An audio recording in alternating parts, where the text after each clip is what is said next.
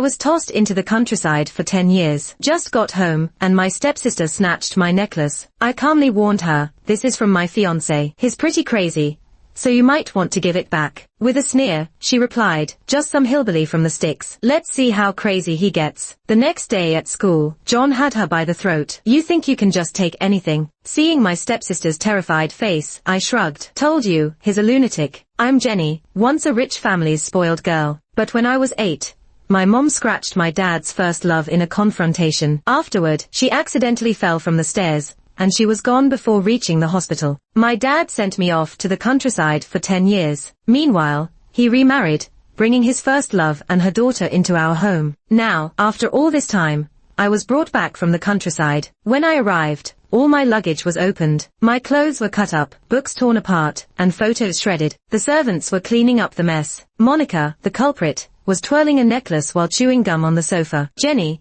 thinking you're back to being the real heiress. Seeing the necklace, I reached out, give it back. It was a simple necklace, a wooden bird pendant on a black cord. Monica twirled it on her finger. If it's so precious, I'm really not giving it back now. It's mine. I kindly reminded her, that's from my fiancé. I'm telling you, he's crazy. I suggest you let it go. Monica laughed like she heard a great joke, then scoffed. A fiancé from the countryside. Who? A pig farmer or gardener? Let's see his craziness. What's all the noise about? Jason's voice boomed from the stairs. Next to him, Sophia's dark eyes were locked on me. Her once pretty face had a scar that wouldn't go away, winding down her left cheek. My mom's handiwork. I always thought it a masterpiece. Jason didn't waste words on me. Just ordered me to my room like looking at me was a burden. The room was small, dim, clearly meant to be a storage room. The maids brought in my ruined luggage and a new school uniform. The next morning after breakfast, a driver took me to the new school Jason arranged. When I entered the classroom, Monica was bragging about her necklace. Seeing me, she jumped up to mock. Hey everyone, this is my so-called sister. Her crazy mom slashed my mom's face. Crazy breeds crazier, right? Before finishing, a voice interrupted. Who are you insulting? An icy, angry warning. The room fell silent. Monica turned, tense. A boy looked down at her, eyes sharp, aura chilling.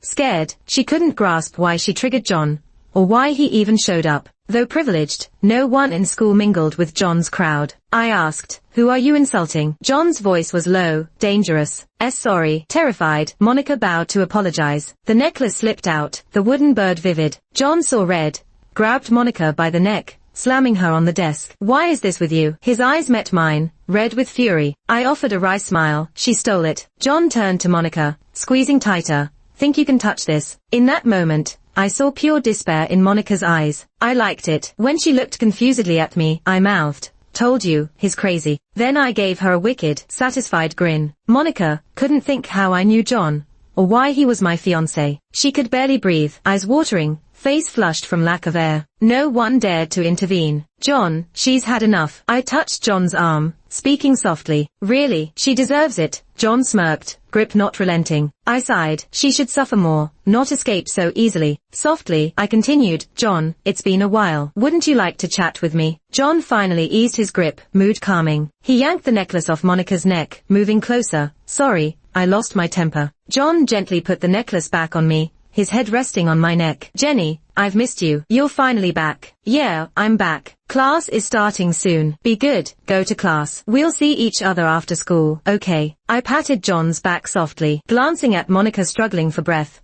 I raised a brow at her. After John's outburst, no one dared mess with me all day. Monica hated me more but avoided provoking me. After school, she hid at home alone. Had enough. I chuckled as John kept staring. He laid his cheek in my palm, shaking his head. Can't get enough. I met John back in the countryside. He was too wild. Got sent there by his family to work on a farm. The bird on the necklace, he carved himself. Before leaving, he pressured my family to take me back. I refused. John was my secret weapon. I couldn't reveal it too soon, or how would I have fun dealing with them? What are you thinking about? Noticing my distraction, John squeezed my hand, annoyed. Just wondering when you'll drive me home, I teased, eyeing his luxury car. Just wanted more time with you. Let's go. John dropped me at home, only to be met with a flying glass. Who does she think she is? A little tramp, acting so smug. What's John after? Is he under a spell? Sophia raged, slandering me between curses. I glanced up at John's increasingly dark eyes and gave a tiny smile. Oh,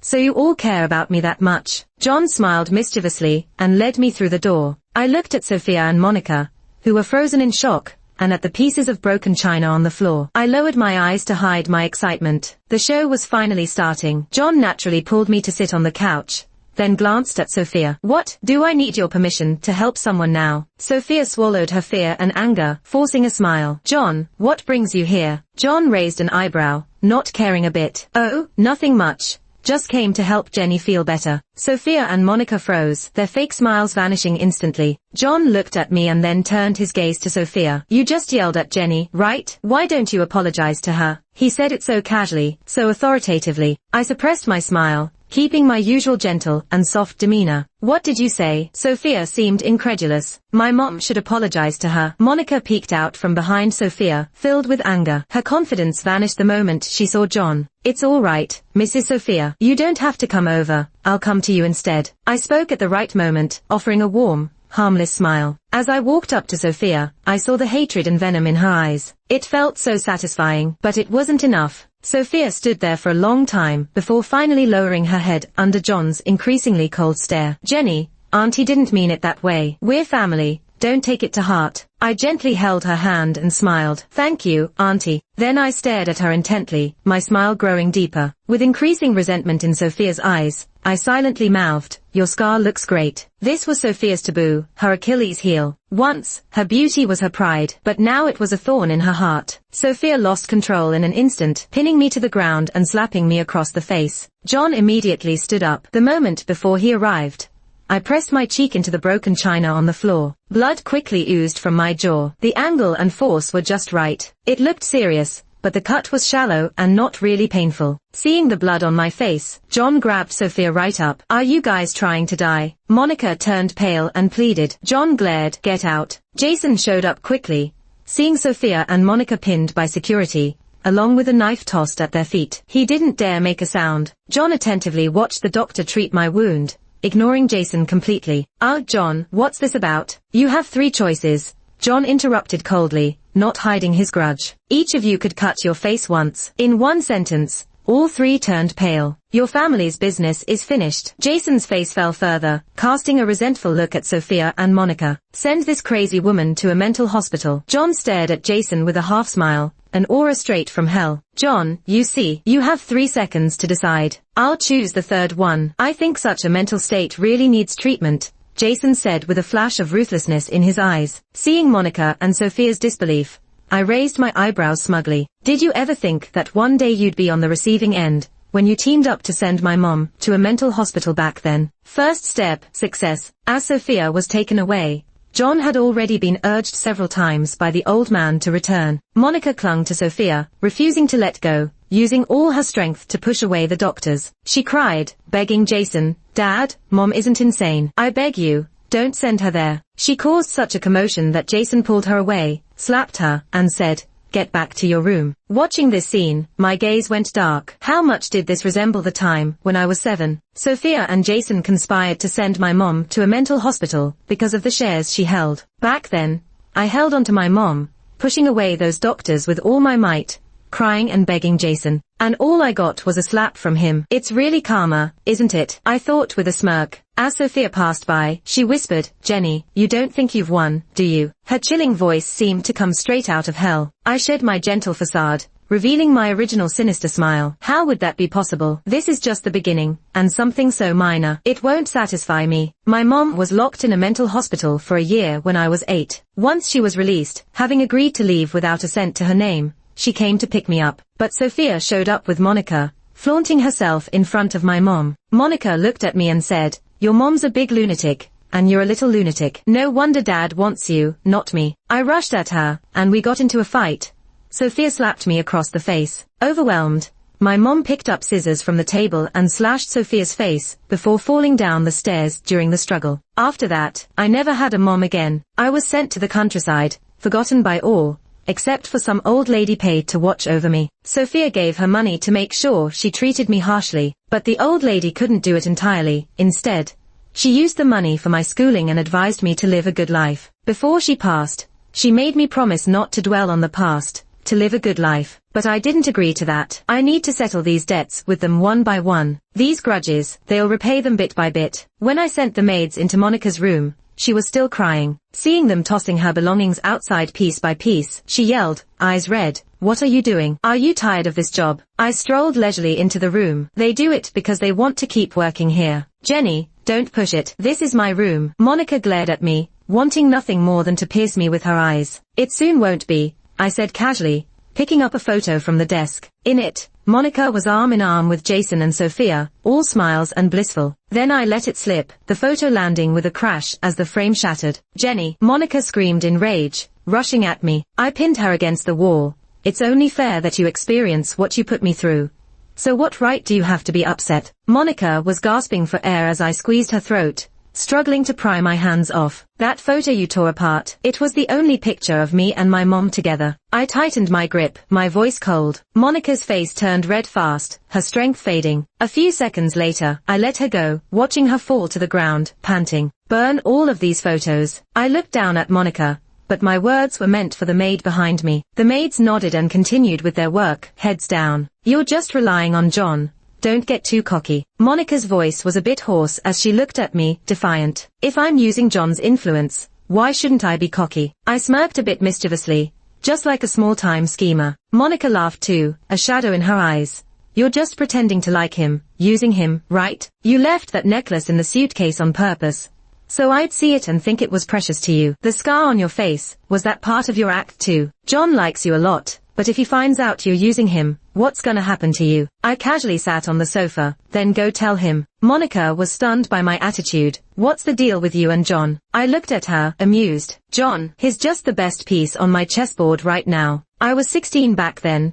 my 8th year in the countryside. That's when John showed up. I'd heard his name a lot before, back home. I knew his family was something big, so I started getting close to him. He was punished by his grandpa, and sent here to do farm work, and learn some humility. His parents wouldn't dare argue with the old man. John was wild and arrogant, always in a bad mood with everyone, but I didn't care. I did whatever I could to please him. If he didn't want to do farm work, I'd do it for him. When he wanted to rest, I'd let him use my lap as a pillow and shielded him from the sun. In winter, when he got a fever and craved fish soup, I'd go to the river and catch some for him, taking care of him tirelessly. I could feel John's attitude toward me change. I was happy, because I knew he'd be an ally when I returned home. But I also knew this wasn't enough. I was still figuring out my next move when something unexpected happened. A power struggle erupted within John's family, and his uncle hired someone to kill John's parents for the inheritance. They targeted John too. That night, the bodyguards protecting John turned traitor. I took John up the mountain,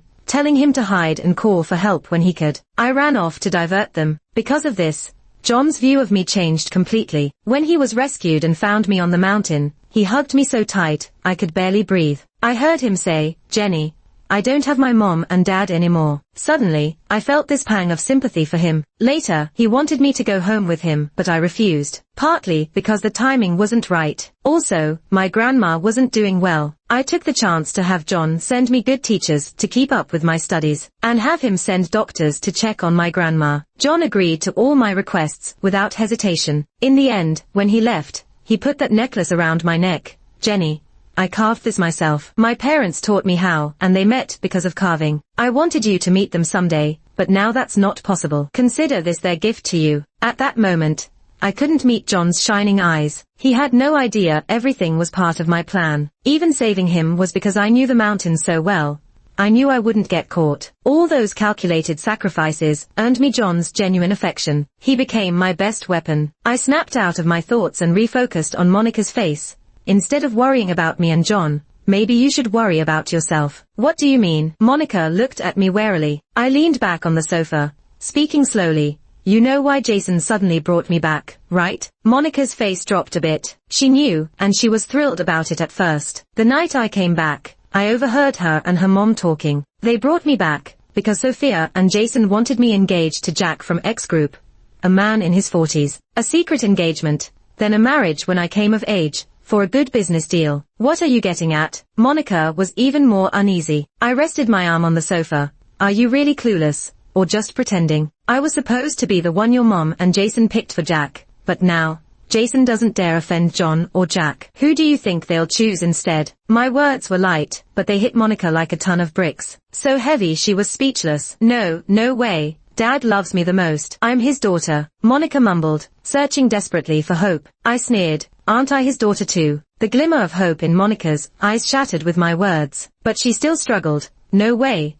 I'm not like you. Your mom's a nutcase. My mom was Dad's first love. She only ended up in the asylum because of you and John. Dad will definitely get her out soon. He loves Mom and me the most. Watching her ramble on, I stood and patted her shoulder. Good luck with that. When people are desperate, they often deceive themselves. My mom, Sophia, Monica, they all held out hope for that man. But I learned early on, he was the root of all this mess. His day of reckoning was coming soon. After Sophia left, Jason barely showed up. Monica was living in the junk room, where I stayed when I first returned. Every day after school, John dragged me to study more. But I didn't mind. I needed to learn as much as I could. Someday I'd take over the company my mom started. Life just drifted on, quietly. When I got home after studying with John, just as I was about to enter my room, Monica rushed over and knelt in front of me. Her cheeks were swollen. She'd been hit pretty hard. Jenny, I was wrong before. Please, help me. I don't want to marry Jack. Monica looked at me, her tears falling like rain. I glanced down at her but didn't say anything. She didn't care. She clutched my pant leg tightly. Dad took me to have dinner with Jack. They started talking about an engagement, and I freaked out. Dad pulled my hair and hit me. Monica's pupils were dilated with fear, haunted by the memory. Jenny, please help me. I was wrong before. I'll even kowtow to you. I watched her bow her head, hitting the floor with a dull thud. I suddenly remembered the day I came back home. I heard her laughing when Sophia talked about my engagement to Jack. It's funny how you don't feel the pain until the stick hits you. Leaning against the door, I spoke calmly. Why should I help you? Monica froze and slowly looked up, her head still on the floor. You're the first person to ask your enemy for help. Then, I pushed the door open, ready to go into my room. Just as I was closing it, Monica rushed forward. John's in danger. I relaxed and let her into the room. Talk. She swallowed hard. Promise me you'll help me first. I barely hesitated. Fine. Relief washed over Monica's face, like she had bet it all and won. After dinner, I saw John's driver in the parking garage. He got into the back of a car. It couldn't be for anything good, right? She looked at me nervously after she finished talking. Got it. Go back to your room and lock the door. I glanced at Monica, effectively dismissing her. Not daring to stay, she quickly stood up and went back to her room, locking the door. I called John, and he soon picked up. Miss me, Jenny? Monica said she saw your driver get into the back of a car today. I cut to the chase, concerned about me. John sounded easygoing compared to my stern tone. Yeah, I'm worried. I didn't sugarcoat it. I was really anxious, and I didn't quite know why. I just didn't want him to be in any danger. There was a moment of silence before John spoke. It's fine. I know who he went to see. My cousin. Your uncle's son. I stopped mid-sentence. John's uncle had orchestrated the tragedy with his parents years ago. Yeah, my uncle's kid. He's always been well-mannered and kind-hearted. That's why, even after his dad got caught, my grandpa let him stay around occasionally. John spoke nonchalantly. How dangerous? I asked the one thing on my mind. Not at all, he replied casually. My grandpa's always had someone watching him. The kid just doesn't know it. He thinks pretending to be harmless would fool everyone, as if anyone raised in our world would be naive. I was about to say something when John interrupted. Unless I choose to be fooled, of course. Why? The words slipped out before I could stop them, and I regretted it instantly. John pondered. Maybe love really does blind people. I froze for a moment, surprised by his response. Just as I was about to reply, he chuckled softly. Get some sleep. If you're worried about me, just spend more time with me tomorrow. As the screen dimmed, I could hear my heartbeat loud and clear. The next day was Saturday. Jason sipped his milk, looking at Monica unhappily. You're going to apologize to Jack. Monica glanced at me nervously. I wiped my mouth and said slowly, she's not seeing Jack again. Stop whatever you're planning. Jason set his glass down, staring at me. What did you say? I met his gaze. You have a problem with that. Jason was filled with anger and disdain. I leaned back in my chair, smirking.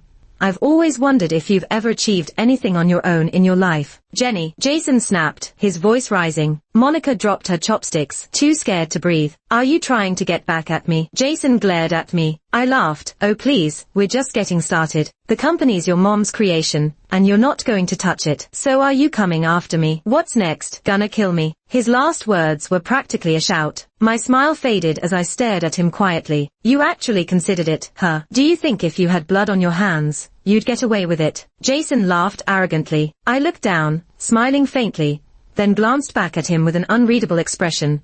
How do you know I wouldn't get away with it? The atmosphere grew colder, as a gust of fall wind blew through the room, as if it came from below the ground. I got up nonchalantly. I'm done eating. Monica, just do what you need to do today. Ignore him. With that, I walked out of the house. If you had blood on your hands, you think you'd get away with it? Jason's words echoed in my mind, and I shook my head dismissively. The hand that moves the chess pieces doesn't get stained with blood. A real idiot, he is. When I met Sophia at the mental hospital, she was still clean and well-dressed, but her eyes were full of hatred as they fixed on me. Long time no see. I smiled broadly. Jenny, don't get too cocky. Jason will definitely get me out. Sophia still looked hopeful. I nodded in agreement. You're his first love and the woman he loves the most. Monica said that too, just before she got slapped with reality. What did you do to Monica? Sophia's expression changed at the mention of her daughter's name. I sat across from her, separated by bars. It's not what I did.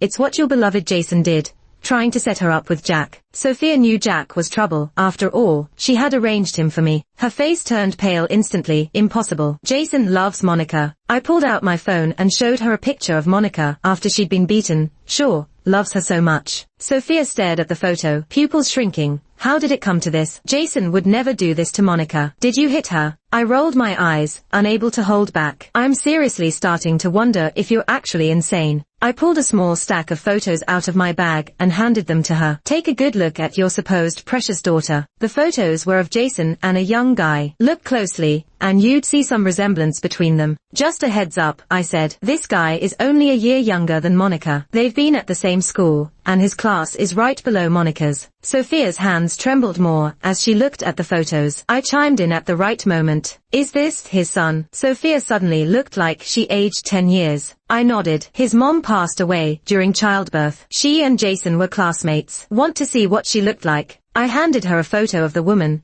seeing fear in Sophia's eyes. As expected, when Sophia saw it, her eyes turned red, and she crumpled the corner of the photo with her grip. The woman's face was eerily similar to hers. No, it was she who looked just like the woman. Tell me, who was the first love, and who was just a stand-in? I offered a slight smile, taking in Sophia's broken state. Jason met her when they were young, but they split up. He married my mom for the money. After the wedding, he couldn't let go of his first love and found her replacement, you. Then he reconnected with his first love while you were pregnant and had a kid with her. Sadly, she passed away. For the sake of his son's future, he started plotting everything. First, he used you to get my mom's shares, then had you manage the company. Next, once Monica grew up, he'd get rid of you, marry off Monica for resources, and ultimately have his son inherit the company. I casually laid out the whole story for her. I'd kept eyes on Jason and found quite the piece of news. I played a recording on my phone. A slightly drunk Jason was speaking. I've taken good care of my son, sent him to the best schools, gave him the best of everything. Don't worry, everything of mine can only be his in the future. Sophia was committed to a mental institution today. Initially, I thought we'd wait a few more years before putting her there, but John changed the timeline. It's okay, though. The company's pretty stable now, and she's served her purpose. I was planning to get Jenny married off first, but things changed when she got involved with John.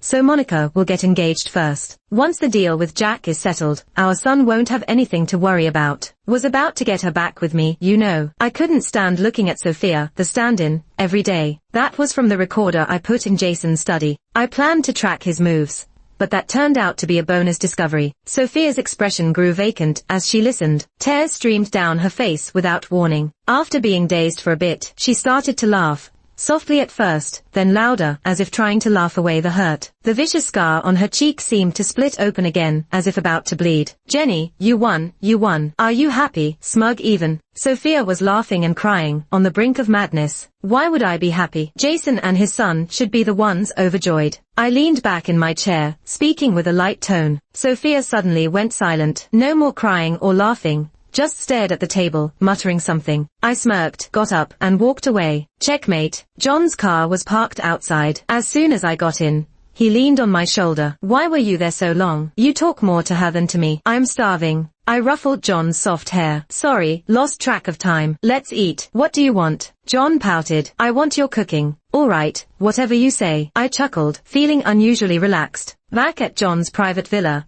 he shadowed me like a watchful security camera. I stopped whisking the eggs. How about you go watch some TV? Nope. Play a game? Nope. Then? Nope. I'm staying right here. I sighed, returning to whisking eggs, trying to ignore his presence. Anyone would think I was feeding a big puppy, eyes full of anticipation, waiting for food. What did Sophia do when you told her everything? John asked, breaking the silence when I ignored him. Cried, laughed. I replied while pouring oil into the pan, recalling Sophia's last look. My expression darkened. Should I make a call to get her released? John's gaze was glued to my every move. Don't. Let's not interfere. Sophia will get out on her own. I poured the egg mixture in, shaking my head. Are you sure? John smiled, raising an eyebrow. I raised mine, too. Yep.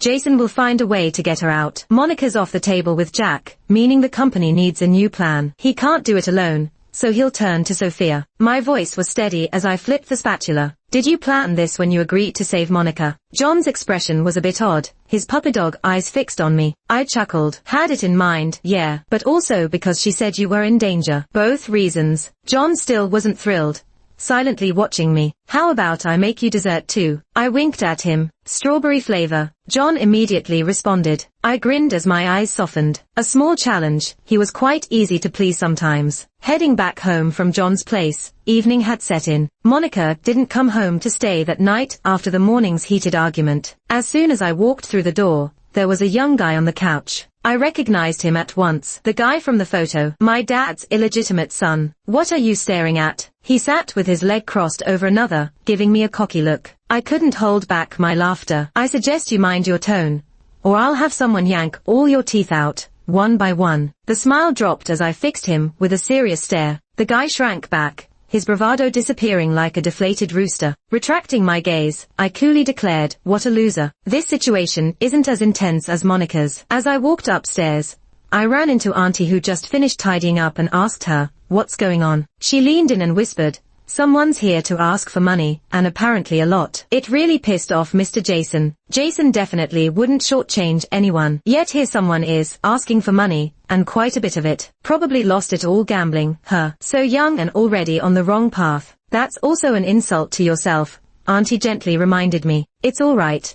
I was never much of a good person anyway, I replied with a laugh and walked into the room. After this commotion, Jason will probably bring Sophia back home even sooner. Is this a lifesaver, or a death knell for him this time? I'm honestly quite eager to see. On the day Jason discreetly brought Sophia home, I was out having dinner with John. So, what's up with your cousin? I stared at the pile of food in my bowl, not knowing where to start. Meanwhile, John was adding more to it, saying, he bribed the driver to tamper with the car, got caught halfway through. The driver named them all. Now they're both at the station. Unable to hold back, I finally stopped John from piling more food.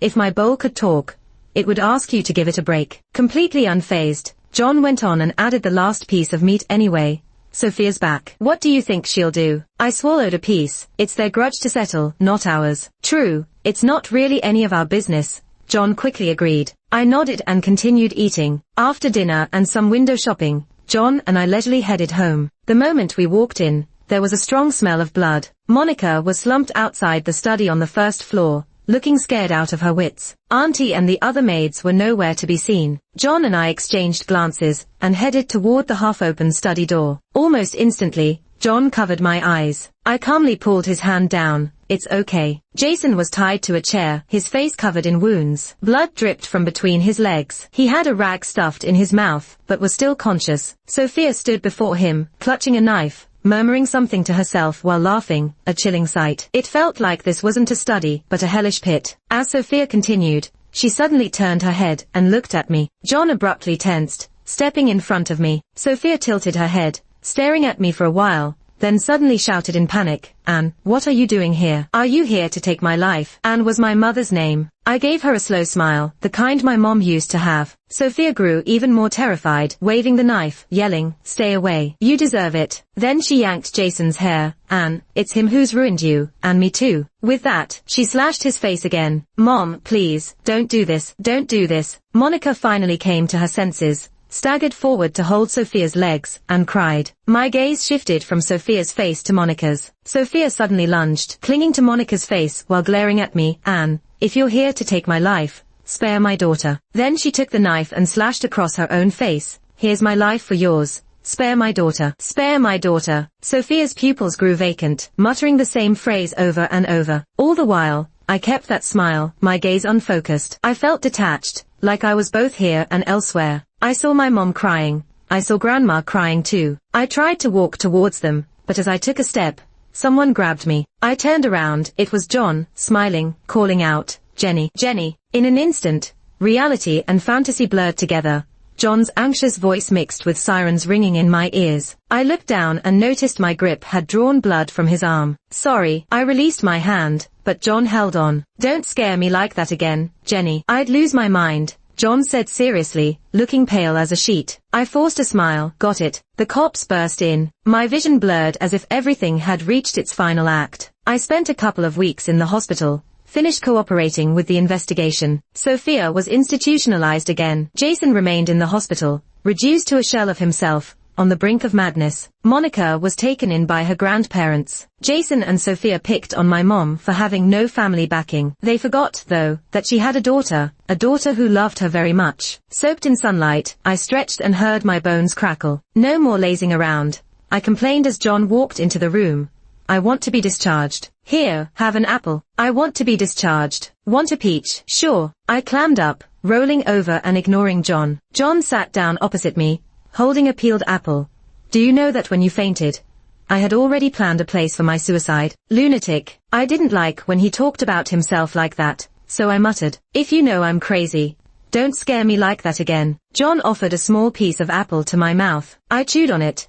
"I'll stay here at the most for 3 more days, to let you fully relax." John's eyes softened, cheerfully handing me another piece. "Okay." Seeing John like that made my heart ache. John looked up at me. I hesitated, then said earnestly, "If you ever find yourself in danger, I'll risk my life to save you." John slammed the small knife onto the table. "Let them try.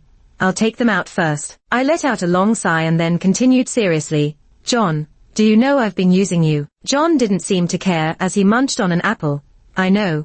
I've always known." I was ready for him to be angry, resentful, or accusative, but I couldn't understand why he was so nonchalant. "John, I'm using you," I repeated, hoping he wouldn't bottle up his feelings. "Yep, Jenny, I like you." John slightly lowered his head, making eye contact. I choked on my words, my ears blushing, unsure how to respond. "I'm happy for you to use me. If there could be some genuine feelings mixed into that, it would be even better." John grinned mischievously. My face began to flush too. I turned to look out the window. The sun warmed my face, feeling comforting and beautiful. Genuine feelings. Probably some are there already. Maybe more as time goes on. John's epilogue. My name's John. Lately, the thing I'm most proud of is that Jenny's health checkup came back all good, and she's even put on a little weight. When I first met her, I just knew she was gonna be trouble for me. No way around it. It's a skill I picked up from my dad, spotting people like that. Watching her chat away happily with me gave me the creeps. So, I put on a cold face and ignored her, hoping she'd get scared off. But guess what? This girl not only stuck around, but also helped me with farm work. She even shielded me from the sun, while I slept and went fishing for me in the dead of winter. I found her interesting, and when she smiled at me, instead of creeped out,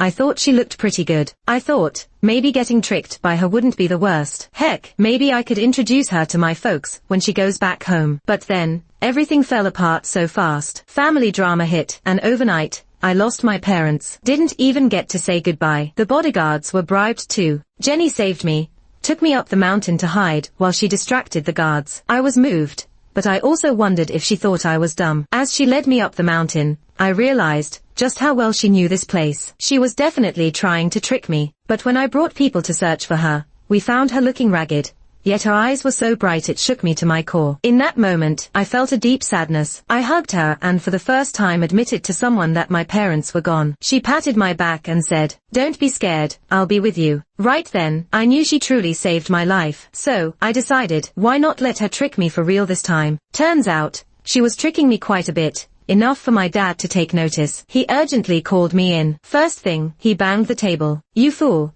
Can't you see she doesn't like you? She's just using you." I couldn't keep still. "How do you know she doesn't like me? Why does she use just me, and not anyone else?" The old man was furious. Even his mustache was twitching. "You've got bad luck. It's only because I happened to set you in the same village where she was staying." I clapped my hands. Exactly. That's fate. That's what we call destiny. Love's got its way, and it won't let lovers be apart. I'm done talking to you. I need to go pick Jenny up for dinner. A teacup flew my way. "You brat." I got up, heading to the door, smiling mysteriously. "Why are you calling your own grandson names? Rascal. Good for nothing. Even at his age, he's still pretty fit. Ready to charge at me with a ruler." I quickly closed the door and called Uncle for backup. I know better than anyone that Jenny's been using me, but I don't care. I'm happy about it. If she's the executioner to my slow demise, I'm the willing accomplice handing over the knife. I'm stuck in the walls she's built around me, but the thing is, she's stuck in the golden cage I've built for her too. If one day she wants out, then I'll open the door and walk with her down whatever path she chooses. I can't help it. I love her.